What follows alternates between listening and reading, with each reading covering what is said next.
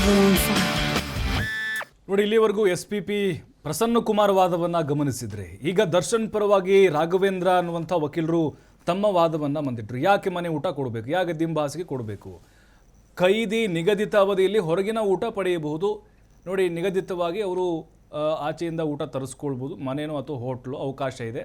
ವಿಚಾರಣಾ ದಿನ ಕೈದಿಗೆ ತನಗೆ ಬೇಕಾದ ಆಹಾರ ವ್ಯವಸ್ಥೆಗೆ ಅವಕಾಶ ಮಾಡಿಕೊಡಬಹುದು. ಇದರಲ್ಲೂ ಕೂಡ ಅಂದರೆ ಇದಕ್ಕೂ ಕೂಡ ಕಾನೂನಲ್ಲಿ ಅವಕಾಶಗಳಿದ್ದಾವೆ ಮತ್ತು ಜೈಲು ಪುಸ್ತಕದಲ್ಲೂ ಕೂಡ ಅದು ಉಲ್ಲೇಖ ಆಗಿದೆ. ಅಥವಾ ಕುಟುಂಬದವರಿಂದ ಪಡೆಯುವಂಥ ಒಂದು ಅವಕಾಶ ಗಿಟ್ಟಿಸಿಕೊಳ್ಳಬಹುದು. ನೋಡಿ, ಇದು ರಾಘವೇಂದ್ರ ಅವರ ವಾದ. ದರ್ಶನ್ಗೆ ಯಾಕೆ ಮನೆ ಊಟ ಕೊಡಲಿಕ್ಕೆ ಅವಕಾಶ ಕೊಡ್ಬೋದು ಅಂತ. ಅಂಡರ್ ಟ್ರಯಲ್ ಪ್ರಿಸನರ್ಗೆ ವ್ಯವಸ್ಥೆ ಮಾಡುವಂತಹ ಅವಕಾಶಗಳು ಕೂಡ ಕಾನೂನಲ್ಲಿ ಇದ್ದಾವೆ ಅನ್ನೋದನ್ನು ಈಗ ಕೋರ್ಟ್ ಗಮನಕ್ಕೆ ಅವರು ತಂದಿದ್ದಾರೆ. ದರ್ಶನ್ಗೆ ಜೈಲು ಊಟ ಜೀರ್ಣವಾಗದೆ ಅತಿಸಾರ ಆಗ್ತಾ ಇದೆ, ಅಂದರೆ ಅಜೀರ್ಣ ಸಮಸ್ಯೆ ಉಂಟಾಗ್ತಾ ಇದೆ, ಭೇದಿ ಆಗ್ತಾ ಇದೆ ಅವರಿಗೆ, ದರ್ಶನ್ ಅವರಿಗೆ ಅನಾರೋಗ್ಯ ಸಮಸ್ಯೆ ಉಂಟಾಗ್ತಿದೆ ಅನ್ನುವಂಥ ಕಾರಣಗಳನ್ನ ಕೊಟ್ಟರು. ಹೀಗಾಗಿ ಖಾಸಗಿ ಊಟ ಹಾಸಿಗೆಯನ್ನು ಕೇಳಲಾಗ್ತಾ ಇದೆ. ಅಂದರೆ ಅನಾರೋಗ್ಯದ ಕಾರಣಕ್ಕಾಗಿ ಇಲ್ಲಿ ಮನೆ ಊಟ ಬೇಕು ಅಂತ ಕೇಳ್ತಾ ಇದ್ದಾರೆ. ಈಗ ನಾರ್ಮಲ್ಲಾಗಿ ಚೆನ್ನಾಗಿದ್ದಂಥ ಸಂದರ್ಭದಲ್ಲಿ ಮನೆ ಊಟ ಕೇಳಿದ್ರೆ ಕೊಡೋಕೆ ಅವಕಾಶ ಇಲ್ಲ. ಅಲ್ಲಿ ದರ್ಶನ್ ಆರೋಗ್ಯದ ವರದಿಯನ್ನು ಇಮೇಲ್ ಮೂಲಕ ಸಲ್ಲಿಸಲಾಗಿದೆ. ಅಂದರೆ ಮೌಖಿಕವಾಗಿ ಅನ್ನೋದಕ್ಕಿಂತ ಇಮೇಲ್ ಮೂಲಕ ಜೈಲಾಧಿಕಾರಿಗಳಿಗೆ ಅದನ್ನು ತಿಳಿಸಿದ್ದಾರೆ, ಮೇಲ್ನಿರೀಕ್ಷಣಾಧಿಕಾರಿಗಳಿಗೆ.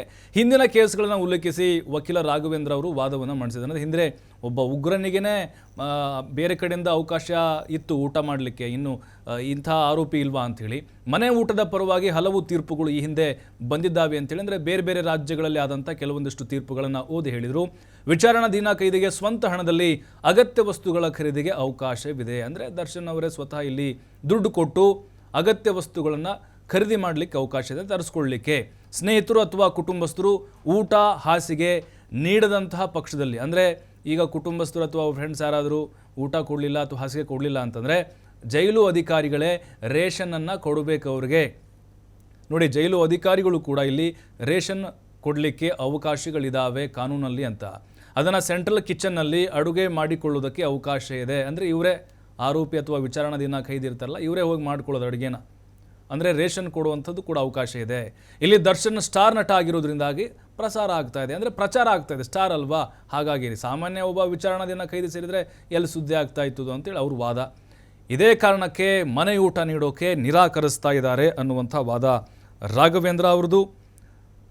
ನೋಡಿ, ಸ್ಟಾರ್ ನಟ ಅನ್ನುವಂಥ ಕಾರಣಕ್ಕೆ ಇದು ಪ್ರಚಾರ ಆಗ್ತಿದೆ ಅನ್ನೋದು. ಮಹಾರಾಷ್ಟ್ರ ಸರ್ಕಾರ ಕಾನೂನು ತಿದ್ದುಪಡಿಯನ್ನು ಮಾಡಿದೆ. ಇದೇ ವಿಚಾರಕ್ಕೆ ಸಂಬಂಧಪಟ್ಟಂತೆ ಹಿಂದಿನ ಕೇಸ್ಗಳನ್ನು ಕೂಡ ಇಲ್ಲಿ ರಾಘವೇಂದ್ರ ಅವರು ಕೋರ್ಟ್ ಗಮನಕ್ಕೆ ತರುವಂಥ ಕೆಲಸ ಮಾಡಿದ್ದಾರೆ. ಚಲ್ಲಾರೆಡ್ಡಿ ವರ್ಸಸ್ ಎಪಿ ಕೇಸ್ ಉಲ್ಲೇಖಿಸಿದ್ದಾರೆ. ಅಂದರೆ ಕೇಸಸ್ಗಳ ಬಗ್ಗೆ ಏನೇನೆಲ್ಲ ಮಹಾರಾಷ್ಟ್ರದ ಕೇಸ್ಗೆ ಸಂಬಂಧಪಟ್ಟಂತೆ ಅಲ್ಲಿನ ಕೋರ್ಟ್ ಯಾವ ರೀತಿ ತೀರ್ಪನ್ನು ಕೊಟ್ಟಿತ್ತು ಅಂತ. ಖೈದಿಯಾಗಿದ್ದರೂ ಕೂಡ ಬದುಕುವ ಎಲ್ಲ ಹಕ್ಕನ್ನು ಪಡೆಯಬಹುದು. ಬಟ್ ಇಲ್ಲಿ ಮೂಲಭೂತ ಹಕ್ಕು ಬೇರೆ ಆಗುತ್ತೆ, ನಾರ್ಮಲ್ ಆಗಿರುವಂಥ ಹಕ್ಕು ಬೇರೆ ಆಗುತ್ತೆ. ಮನೆ ಊಟ ಇದರಲ್ಲಿ ಮೂಲಭೂತ ಹಕ್ಕಾಗಿ ಪರಿಗಣನೆಗೆ ಬರೋದಿಲ್ಲ. ಹಿಂದಿನ ಕೆಲವೊಂದಿಷ್ಟು ತೀರ್ಪುಗಳನ್ನು ದರ್ಶನ್ ಪರ ವಕೀಲರು ರಾಘವೇಂದ್ರ ಕೋರ್ಟ್ ಗಮನಕ್ಕೆ ತಂದಿದ್ದಾರೆ.